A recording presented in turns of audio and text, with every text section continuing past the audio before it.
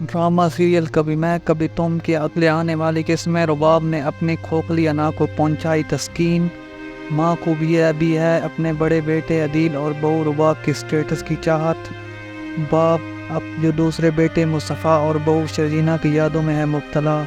इफ्तिखार साहब अभी लगी हुई हैं कि सच का को कोना हाथ आ जाए, और अदील है मुतमैन क्योंकि वो मुस्तफ़ा और शर्जीना की मुतमैन और सुकून भरी ज़िंदगी से था नाखुश। क्योंकि जैसी ज़िंदगी मुस्तफ़ा और शर्जीना जी रहे थे, ऐसे अदील ने रुबाब के साथ एक पल भी नहीं जी। क्योंकि रुबाब एक खुदसर मगरूर और अना परस्त लड़की है। उसे अपनी दौलत पे और अपनी ऐश व इशरत पे नाज है। वो समझती है कि पैसों से सब कुछ ख़रीदा जा सकता है, दुनिया की हर आसाइश, यानी यहाँ तक के रिश्ते भी।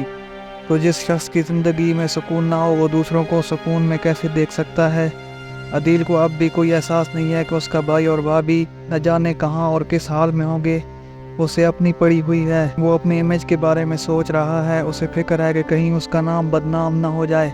मुस्तफ़ा और शर्जीना के जाने के बाद शगुफ्ता आंटी और इफ्तिखार अंकल भी रह गए हैं अकेले। तो अदील चाहता है कि वो उन्हें रुबाब के घर ले जाए और वो वहाँ उन्हें ले जाएगा। शगुफ्ता आंटी अपनी बहू रुबाब का माल देखकर हैरान रह जाएगी।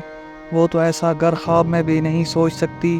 खैर, रुबाब ने जब अदील के वालिदैन मिलते हैं तो उसका रवैया कुछ ख़ास नहीं होता, बट क्या किया जाए, अब तो वो आ चुके हैं। लेकिन आहिस्ता आहिस्ता आंटी को पता चलेगा कि रुबाब ने उनके बेटे अदील को यहाँ कैसे रखा हुआ है।